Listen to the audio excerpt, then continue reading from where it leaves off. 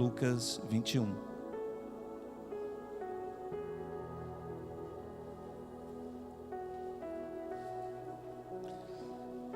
Nós iremos conversar no versículo 33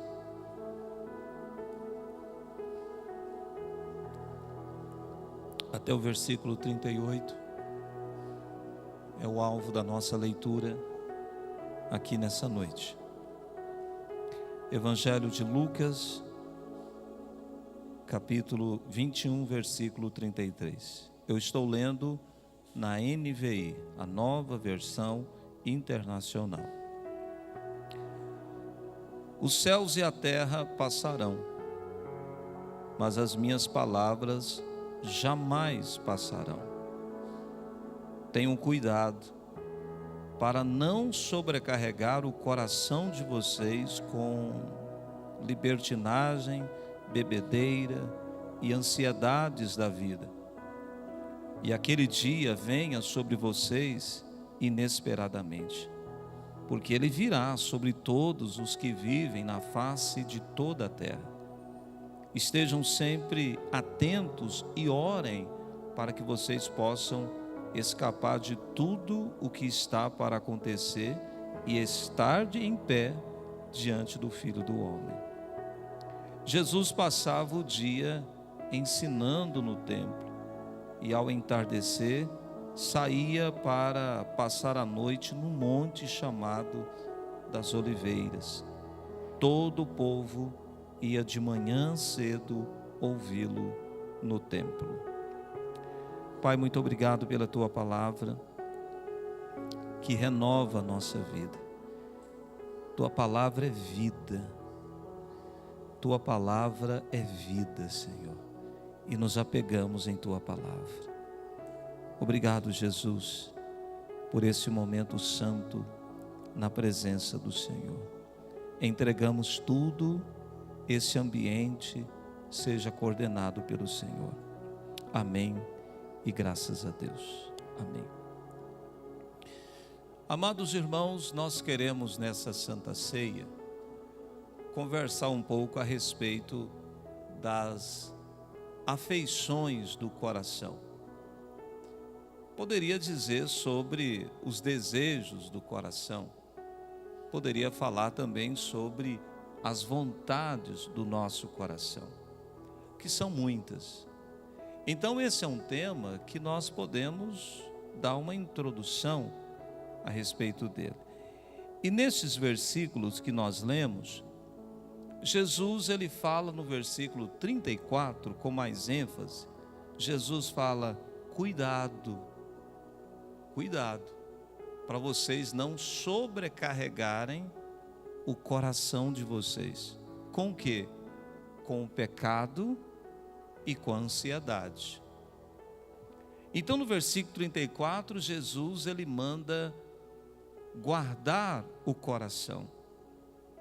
Está aí o grande desafio meu e seu, e o nosso desafio de guardar o coração. A Bíblia enumera, é dele que temos as fontes de vida. O coração, a nossa alma. E se nós formos analisar, a situação atual que muitas vezes o ser humano ele passa por ela, com relação aos desejos do coração, eu não sei o que você pensa sobre isso, mas eu estou pensando sobre isso. Porque a situação é o seguinte: a pessoa, ou ela se conforma com os desejos do seu coração que ela não consegue vencer, ou ela continua lutando, mesmo sabendo que aquele desejo do coração dela, ela vai ser dominada por ele. Esse é o drama de muita gente, que luta contra um desejo. Ele sabe que tem que lutar, mas no fundo ele sabe que ele sempre é vencido no seu temperamento. Não é dramático? Ele sabe que ele não pode ter aquele temperamento, e ele começa a lutar, mas no fundo ele sabe que quando vier a pressão, o temperamento dele vai dominar. Então essa é uma situação que muitas pessoas enfrentam. Entra numa luta querendo vencer, mas no fundo, a gente não confessa isso. Mas no fundo, a gente sabe que muitas vezes a gente não consegue vencer isso. Aí que está a máxima da vitória sobre o nosso eu. Quando você reconhece que você não consegue vencer. É só Jesus para me ajudar a vencer. Se não for a graça de Deus, eu não consigo vencer o meu temperamento. Eu preciso dessa graça. E a Bíblia nos leva a entender muito sobre as afeições do coração, os desejos do coração, a guerra que se instala não fora, mas dentro de nós.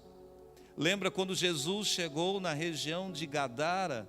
O que havia ali, meus senhores e senhoras?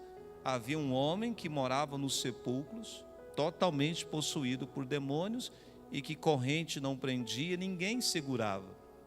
Quando Jesus coloca o pé, ele desembarca na região de Gadara, esse demônio vem furioso contra ele, e ele não pede ajuda para Pedro, ele não pede ajuda para ninguém, ele simplesmente expulsa. Lázaro, no 4º dia de morte, já cheirava mal. Jesus chega ali, ele chora de tristeza, mas ele não pede ajuda para Pedro para ressuscitar Lázaro. Ele simplesmente diz: Lázaro, vem para fora. Agora Jesus está no Getsemane e se aproxima o momento que ele vai ser morto. E ele encontra uma pedra, mais ou menos desse tamanho assim, e ele se ajoelha nessa pedra e começa a chorar. E ele começa a chorar e dizendo: meu Pai, se possível, passa de mim esse cálice. E neste momento, ele está chorando ali, ajoelhado. O que ele faz? Ele levanta e vai até Pedro, que está dormindo, e fala: Pedro, eu nunca te falei isso, cara, mas eu preciso de ajuda. Eu preciso que você venha e ore comigo. Detalhe, Jesus não falou: venha e resolva o meu problema. Venha e fica do meu lado. Em muitas situações, nós não precisamos de alguém para resolver os nossos problemas. Nós precisamos de alguém para estar do nosso lado. O coração de Jesus, a vida, o corpo de Jesus, suava sangue. E ele vai até Pedro e fala: ajuda. E ele usa uma expressão que chama a nossa atenção. Ele diz: a minha alma, ela está em angústia até a morte. Essa angústia que eu estou sentindo, Pedro, é tão intensa que é uma angústia de morte.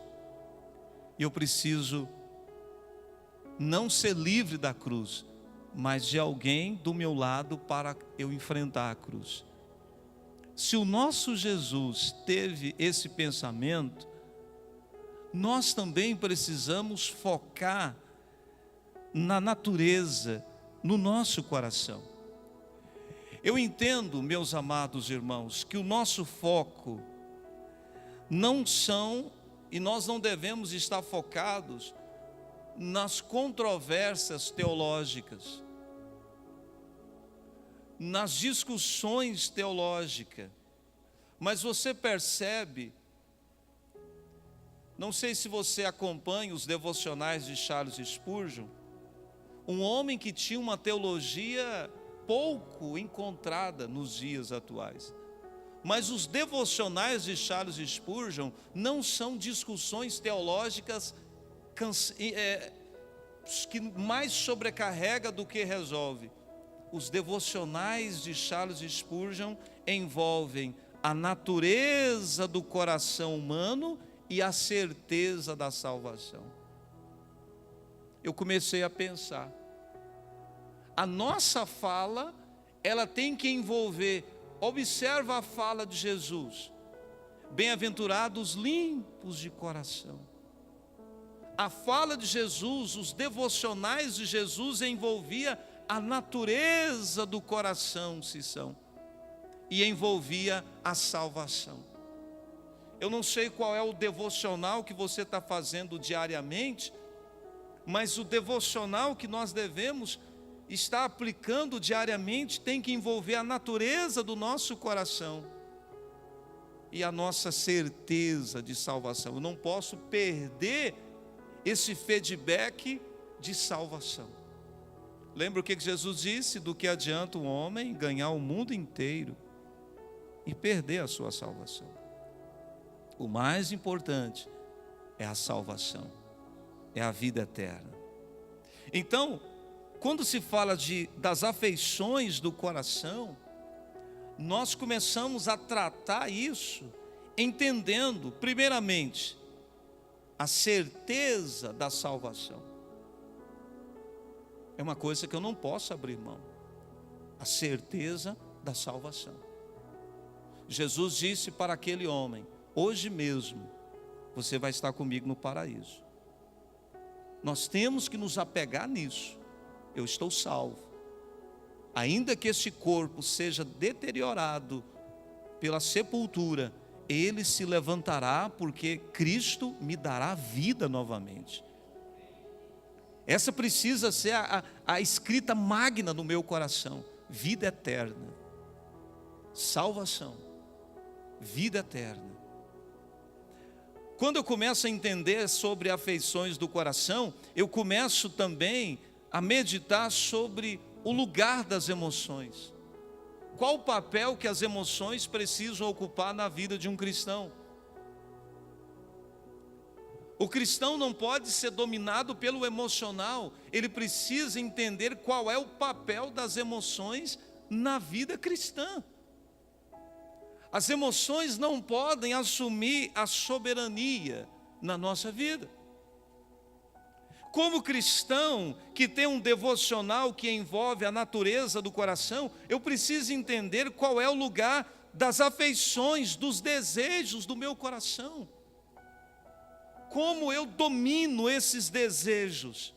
Porque o santificado não é aquele que se tornou um anjo, mas é aquele que coloca os seus desejos no devido lugar. O que a gente chama isso? Domínio próprio. Não me veio tentação que eu não possa suportar. Veio a tentação, eu coloco ela no devido lugar. Aqui, ó.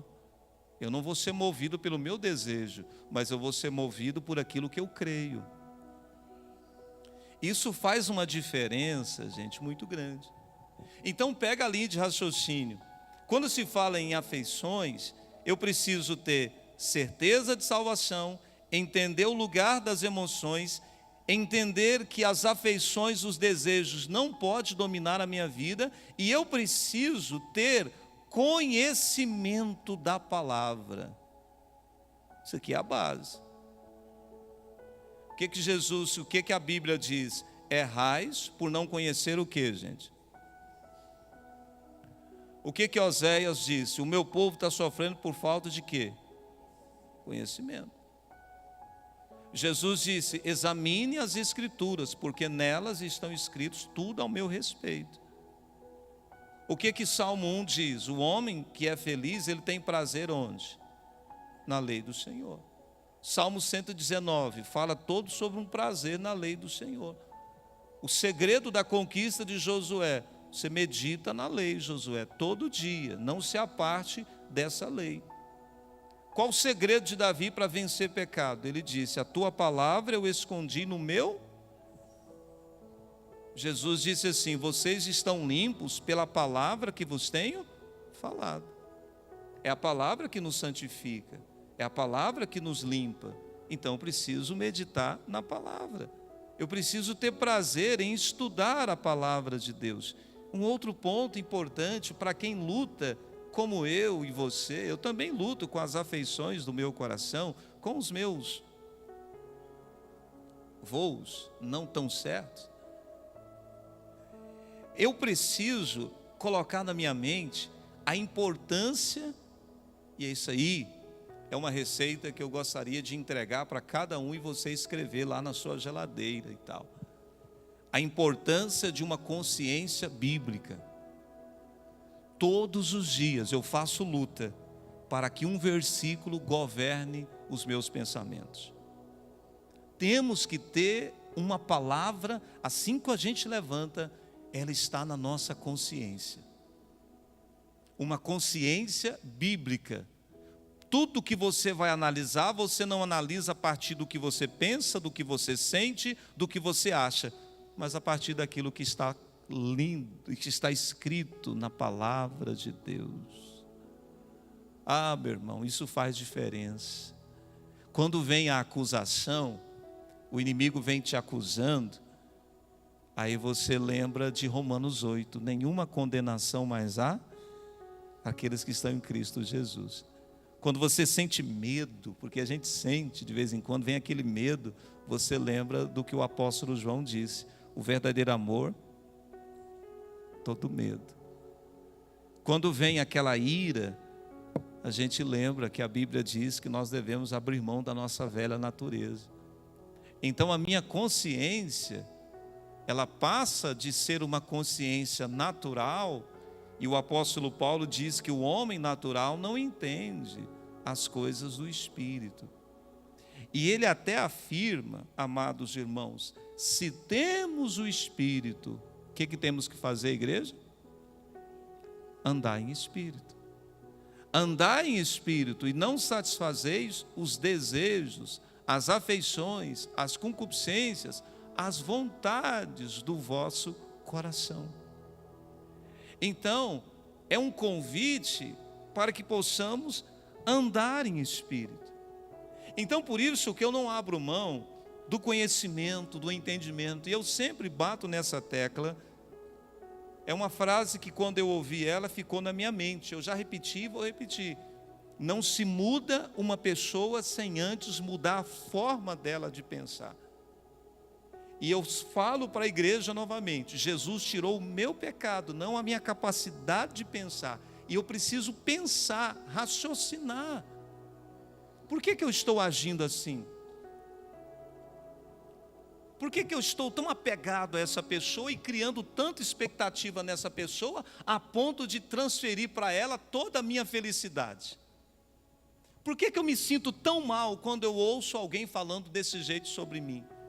Por que eu espero tanto das pessoas e espero tão pouco de mim? Por que eu sou tão apegado a dinheiro? Por que eu fico triste de vez em quando? Por que eu não quero falar com ninguém? Por que eu começo uma coisa e não concluo? Lembra de Davi? Ele não perguntava para outros o porquê do que ele estava enfrentando.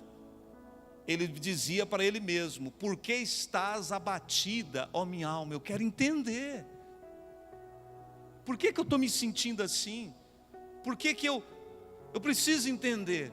E ele não perguntava para ele mesmo somente, ele perguntava para Deus, porque ele entendia que a única pessoa que poderia dar essas respostas para ele, era Deus. Porque nós não nos entendemos muito. Então é importante que eu e você possamos saber que o ser humano, isso para mim foi um grande aprendizado, a minha espiritualidade não anula a minha humanidade. Eu posso ser espiritual 200%, mas eu continuo sendo gente.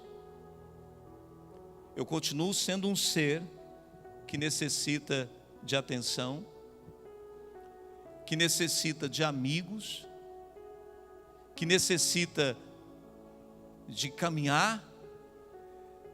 Então a minha espiritualidade não anula a minha humanidade. Nós continuamos sendo humanos.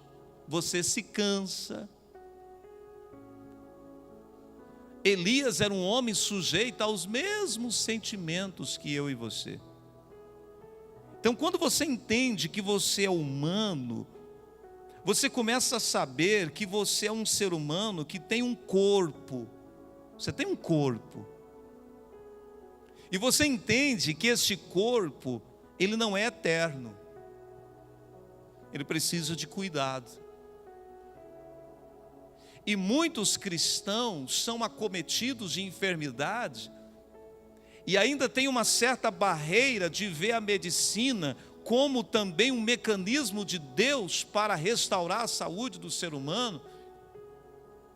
E muitos cristãos adoecem e a enfermidade evolui para um processo crítico. Se houvesse uma visão de antecipação daquela situação, não estaria naquele estado tão crítico.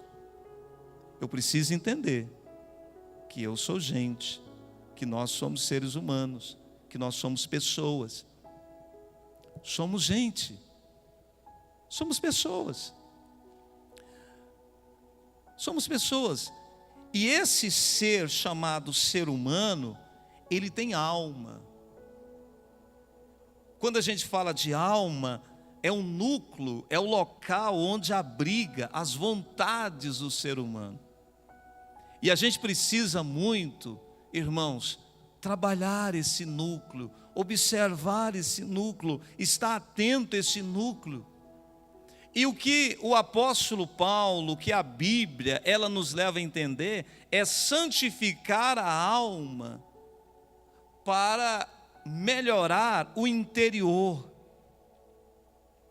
Então, é trabalhar o nosso coração para que as nossas emoções, elas sejam resultado do que foi trabalhado dentro de nós.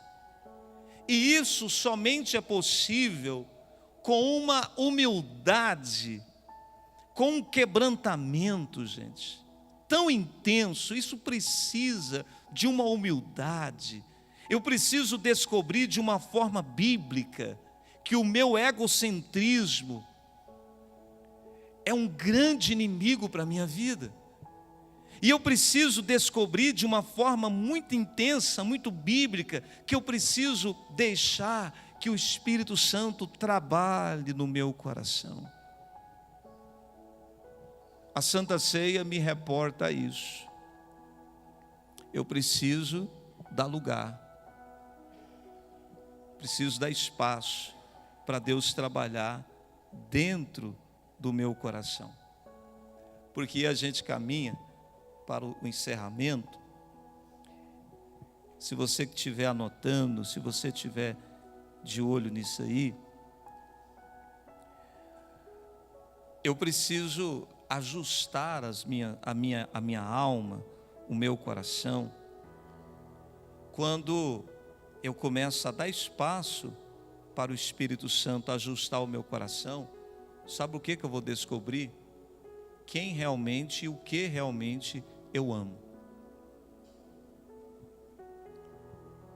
O que realmente eu amo? Quando Deus vai ajustando o nosso coração, a verdade mostra o que realmente eu amo. E é tão interessante que a Bíblia diz que onde estiver o teu coração, vai estar o que, gente?